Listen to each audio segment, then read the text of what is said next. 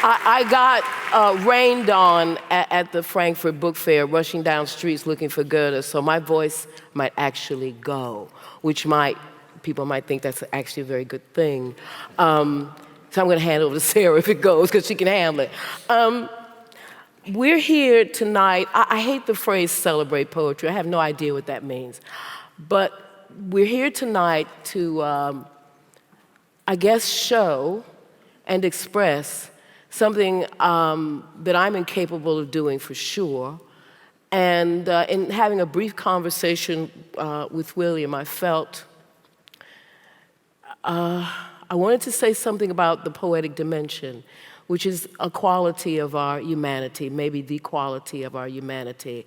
I don't know how we make poems. I don't know what drives us to make poems. I don't know how poetry heals, but it does. It does. And there's something in us that needs it, that creates it, that is us. So we're going to show that tonight. We're going to talk a bit about that tonight, if it's even possible to do that. And share with you some powerful poetry. And maybe I'd love to ask Sarah and William both, what is a poem? How does a thing become a poem? What is a poem as opposed to something else? So let me start with, to my stage right, William Sieghart, who established the Forward Prizes for Poetry and National Poetry Day. He's a publisher, distinguished publisher of poetry. His anthology, The Poetry Pharmacy, was published in 2017 to great acclaim. And he is now followed up with The Poetry Pharmacy Returns, More Prescriptions for Courage, Healing, and Hope. William Sieghart.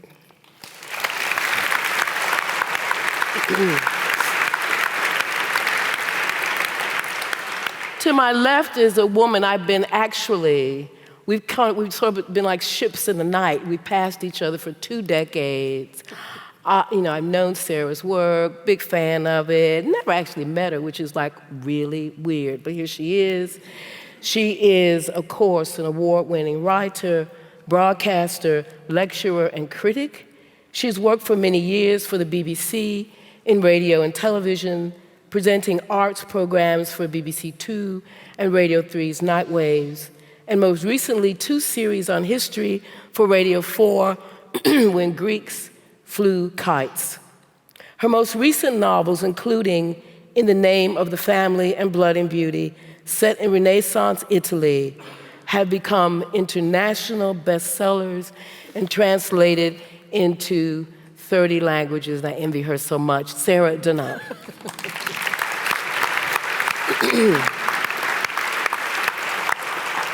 Now, being in the theater, I did tell this company here, I actually feel ridiculous introducing them because they are, distinguished household names, faces, et cetera, but I've got these biogs, and I will read them out, even though, of course, you all know who they are, we all know who they are. Anyway, stage right, Greta Scacchi, award-winning actor whose film credits include Heat and Dust, White Mischief, The Browning Version, Jefferson in Paris, The Player, and The Falling. She has appeared in numerous television productions, including the BBC's recent War and Peace. On the West End stage, she has appeared in The Entertainer, Deep Blue Sea, and Uncle Vanya, and I'm like shaking to be on the stage with her. Greta Scacchi.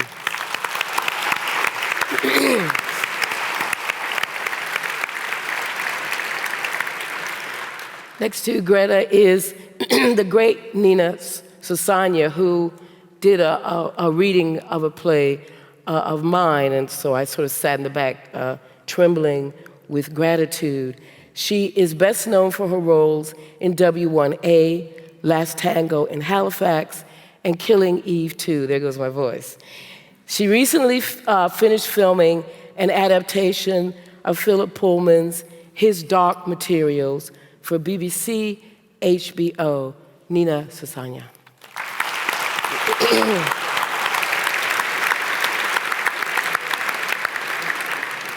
And Dominic West, not a homeboy, but he sure sounds like one when he wants to, actor and director, perhaps best known for playing Jimmy McNulty in The Wire and Fred West in Appropriate Adult, for which he won the BAFTA for Best Actor in 2012. He's since starred in the drama series The Affair, and of course as Jean Valjean in the BBC adaptation of Les Misérables, Dominic West.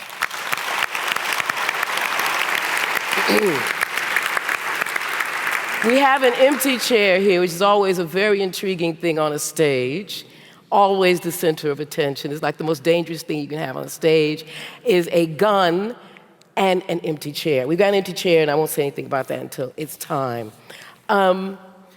I'd like to now talk to William and Sarah a bit about poetry, which is a very strange kind of subject. And William, can you tell us the history, first of all, the poetry pharmacy returns? And remember, we were talking about, it must have been very overwhelming for you to sort of get the response you got for the first book and how it came to you. How do you reckon this all sort of happened? Well, delightfully in a way, the whole thing happened by mistake, which is how the best things in life happen, I suppose. I spent a lifetime trying to get poetry out of Poetry Corner with National Poetry Day and things, and maybe making the corner a teeny bit bigger. But one day in 2012, when the Olympics were happening, I was invited down by somebody who was programming the Port Eliot Literary Festival, Jenny Dyson, and she said, "You're always sending me poems to cheer me up when my dad died and I got divorced and all that. I'm setting you up at this festival in a tent with a shrink's couch, a chair, a prescription pad. You must photocopy every poem you can think of that might help people, and I'm going to book people in for 10, 15, 20-minute sessions to come and tell you their worries." And I went, "Oh, okay." I thought I'd do it for an hour, and 6 hours later, with a very full bladder, there was still a queue waiting around the tent. And I realized, having spent a lifetime trying to promote poetry, that she'd come up with the most extraordinary idea. Was it shocking for you because you're a publisher, and so in a sense, you're back in the back in a way. You know what a poem is, you know how to promote poetry, but for an audience to come at you as kind of the bringer of poetry must have been overwhelming, a shaker. Utterly overwhelming, humbling. And what I realized as I sat in that tent was that pretty quickly I needed a box of Kleenex. Not for myself, but for people coming in. And I suddenly realized that Jenny was really onto something, that we need poetry in life. Welcome. We want to turn to poetry because it gives us a sense of complicity with how we feel, often when we're feeling really troubled, but we don't know where to look. And hence we look in the traditional places for poems for grief or love or whatever, but actually this is a bigger picture. We find complicity in poetry. Poetry's almost become like the secular liturgy. It's become where we look for both spiritual and emotional support and understanding. William, can I stop you for a second and introduce the Martha. empty chair who has arrived? This is Martha West, poet and actor, currently reading English at Oxford University and getting off the Circle Line, where she also writes and performs her own poetry and drama. And her last name is West because she happens to be the daughter of Dominic West. Welcome. Welcome, Martha.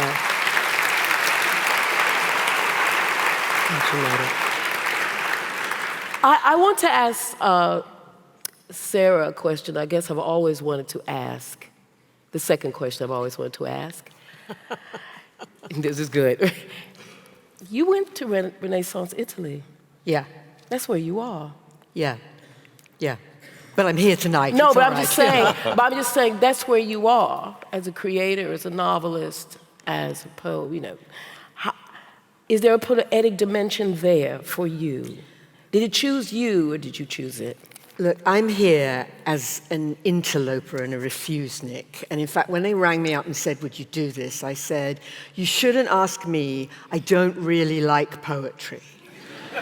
And their reaction was, "You're just the person that we need." And so I'm sort of here to say that I've been on a journey over the last 4 or 5 weeks getting ready for this event.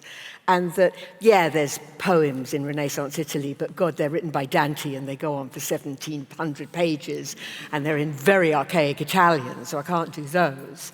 But I was one of the kind of people that I think you were talking about, William, for whom poetry was a closed book, and it was largely because I was force-fed it at school. I was force-fed poetry that was clearly extremely worthy, but never wonderful. It never took off. Indeed, I remember the joke in my school about we were taught The Lady of Shalott by Tennyson, and we all knew the line because I was at a girls' school, and when that time of the month came upon us, we would all go around going, "The curse has come upon us," said the Lady of Shalott. So I think I then began to associate it with high culture. And I went my way reading history and going into journalism and becoming a novelist and looking for language. Language was really important, but language that was transparent and had clarity and elegance, not what felt to me that dense wood which you had to be brave enough to enter to get poetry out. And so then I read William's book, and it struck me that what you had done, William, was something quite extraordinary, and maybe we could only do it at this moment in our time. We are in a very troubled time at the moment, in all kinds of ways, and we need help in the things that we are feeling.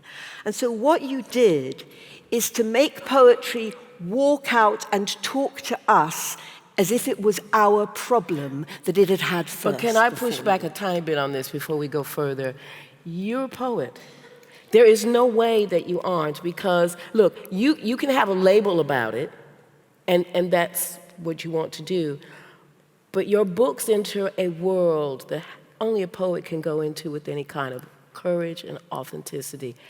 And you do it. Now, you can call it something else if you like, but yeah, I'm but going to say they're awfully that to long. you. I know, that's all right. But I'm going to say that. Can I ask the companies something, if I have a voice?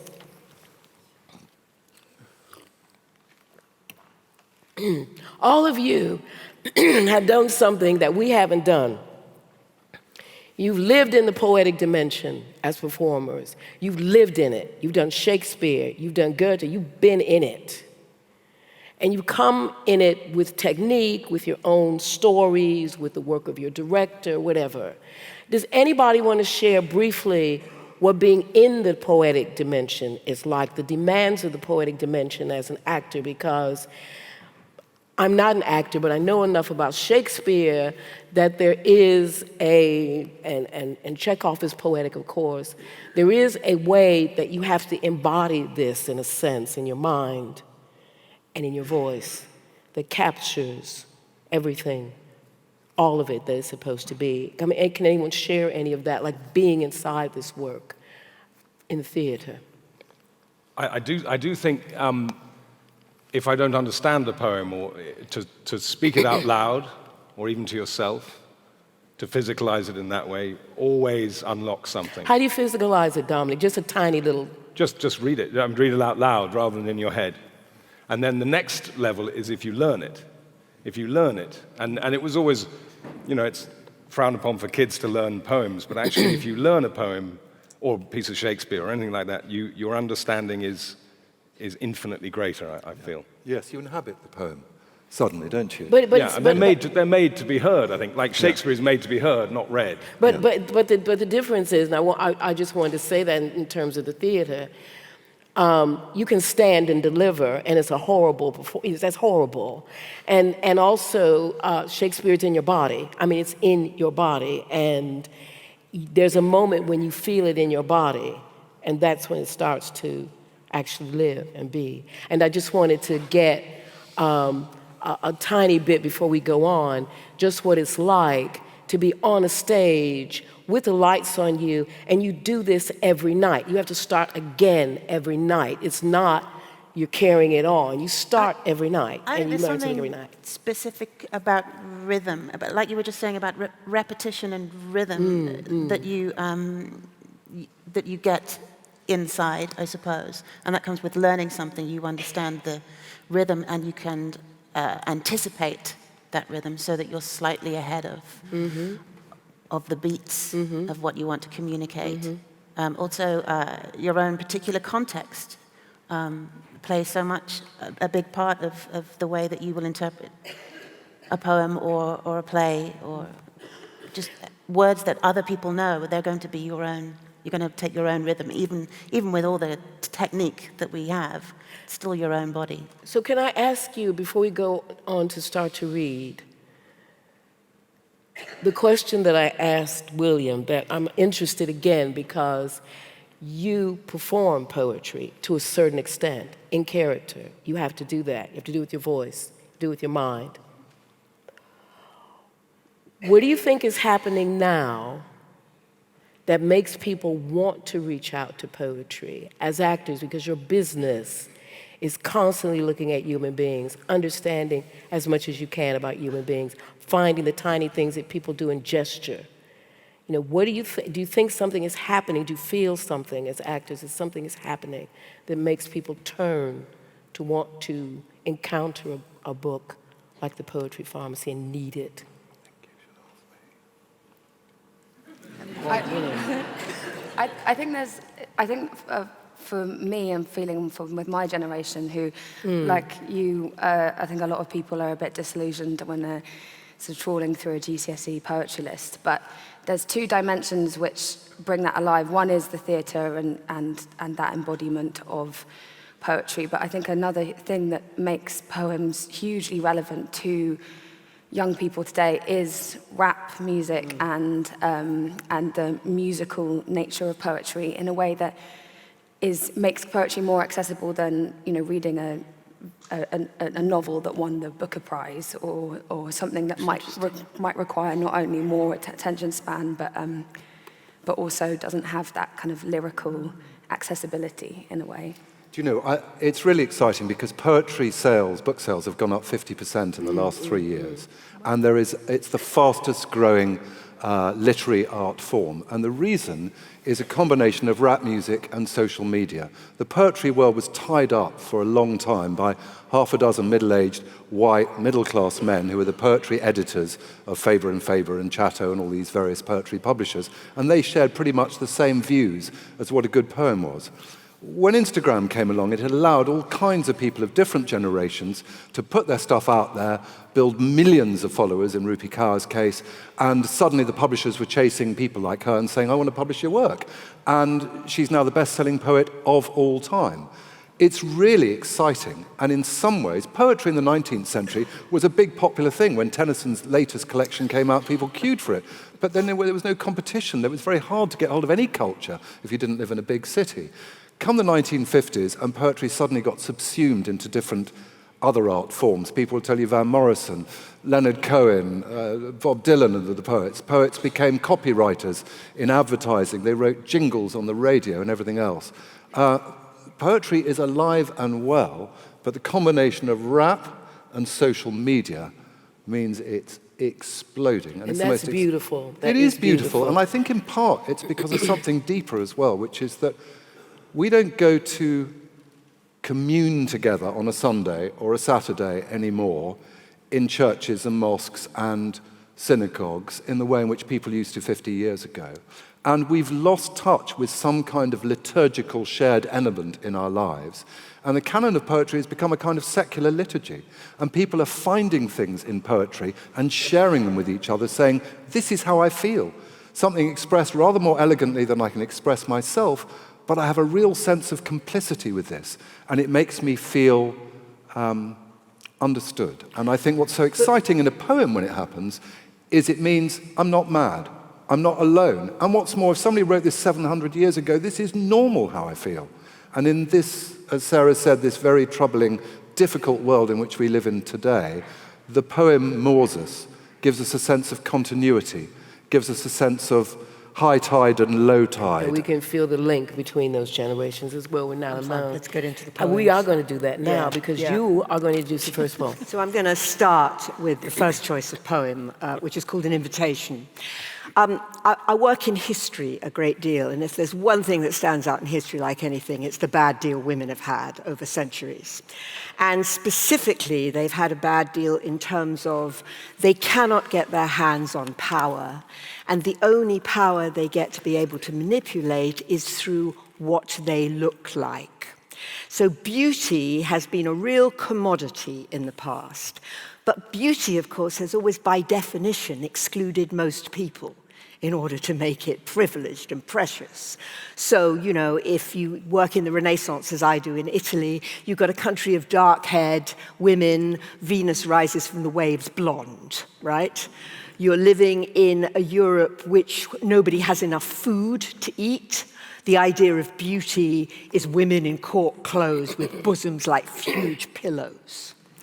But I have actually lived in my life through the most appalling volte-face when it comes to the constraints of beauty on women, which is I have lived through a time when many of us do have enough to eat, and yet the concept of what is beautiful has become near to starvation.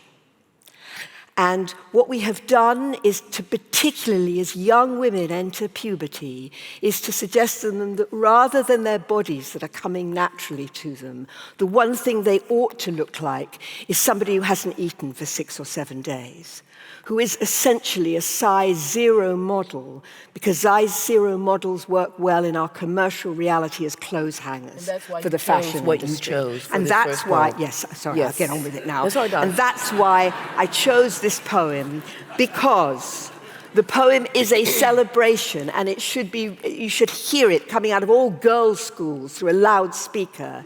It's a celebration of a real body. And the reason this poem works, it's got humor, it's got defiance, it's sexy, and apart from anything else, it's got real confidence. And that's what young women so need, which gets taken away from them. So, Nina Sasonia, over to you with an invitation. All of that.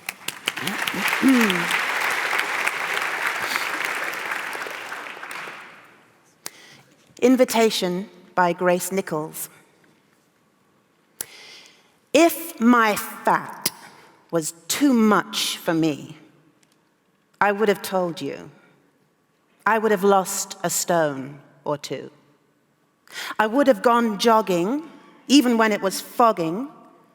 I would have weighed in, sitting the bathroom scale with my tail tucked in. I would have dieted more care than a diabetic. But as it is, I'm feeling fine. I feel no need to change my lines. When I move, I am target light. Come up and see me sometime. Come up and see me sometime. Come up and see me sometime. My breasts are huge, exciting amnions of watermelons your hands can't cup. My thighs are twin seals, fat as slick pups. There's a purple cherry below the blues of my Black Sea belly. There's a mole that gets a ride each time I shift the heritage of my behind. Come up and see me sometime.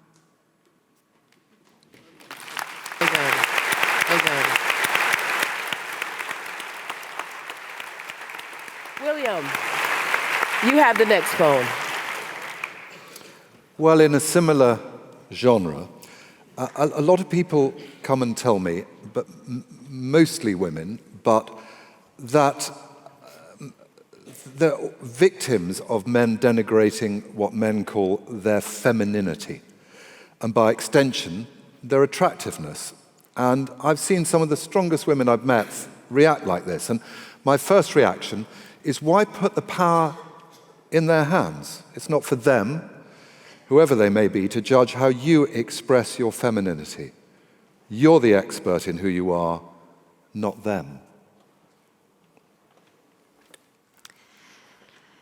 The Impossibility of Femininity by Honor Logan. Femininity is not a birthright but something given and taken away on man's whim. How could a woman ever define her own femininity when it is the currency of men for status, for dominance, for silence? So, throw it away. Let them bicker the definition and heed what Korzybski said, the word is not the thing. Femininity is merely a word. But you are a woman.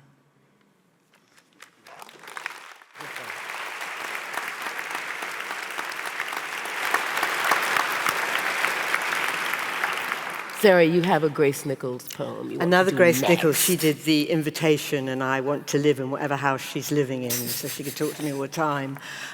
Women, we've done so well, haven't we? And yet, for all the glass ceilings we've broken, we still seem to have to do much multitasking. The children, the work, the house, the whatever. I've often thought that juggling, the definition is one ball is always falling. And for me, the ball that always fell was housework, and particularly the kitchen, and particularly the way the surfaces got covered with things that I ought to have wiped off them, and when my mother came, she would run her finger on them just to show they were still there.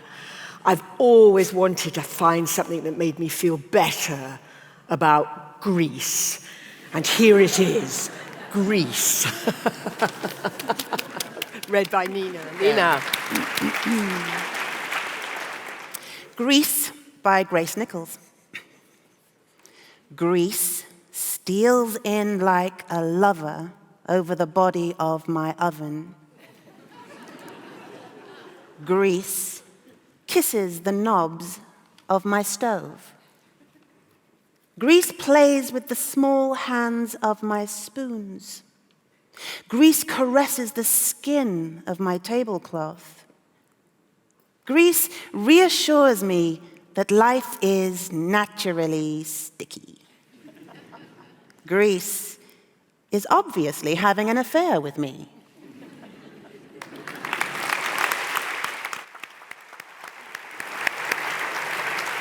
William, over to you. Well, many people come and talk to me about their romantic dilemmas. Should I, shouldn't I? Is he the right one? Is she the right one? Incredible. I mean, it's incredible. I know, I'm humbled and embarrassed by it, but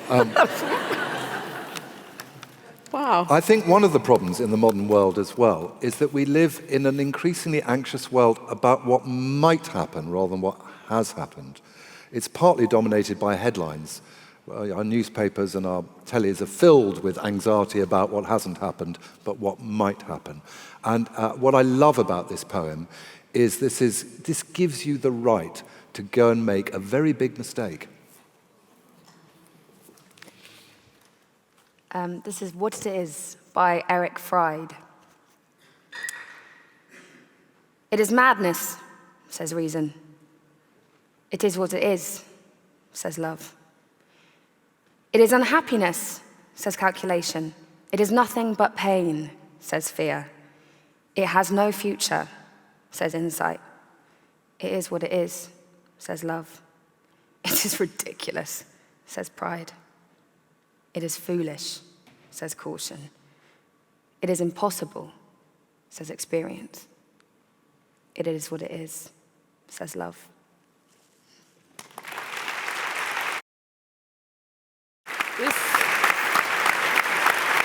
It's a killer. This is, I just gotta say this, okay, because I probably shouldn't, it's naughty. But this is what it is definitely what it is. That is an incredible poem. I've read it like 1,000 times, knocked me out. Sarah.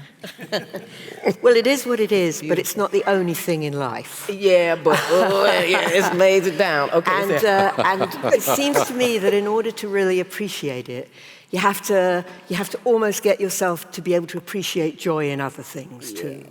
Because otherwise you're really going to spend your life just looking for something that may or may not come and will never be as perfect as you're thinking as it is. And so this poem in William's book, I think, is the perfect jewel for this, because It's as fresh as if it was written yesterday, and it's some 700 years old. And it is written by an Indian Sunni Muslim poet who was very good at riddles. He was very good at playing, and so much of the poetry in this book has wit and has humor attached to it, which is one way of getting under one's skin. So this is He Visits My Town Once a Year by Amir Khusro. Have I said that right? Right? And It's 700 Martha. years ago, so we don't really Martha know. is going to He can't read it. correct it, right. He visits my town once a year. He fills my mouth with kisses and nectar. I spend all my money on him. Who, girl? Your man? No, a mango. That is great. William, over to you. These are killers. Well, the expression mansplaining comes up quite a lot in life, doesn't it? And I think that Wendy Cope is my favorite modern poet for really dealing with men.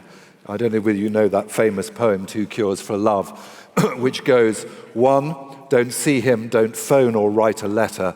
2, the easy way, get to know him better. That works. This is a lovely poem about mansplaining.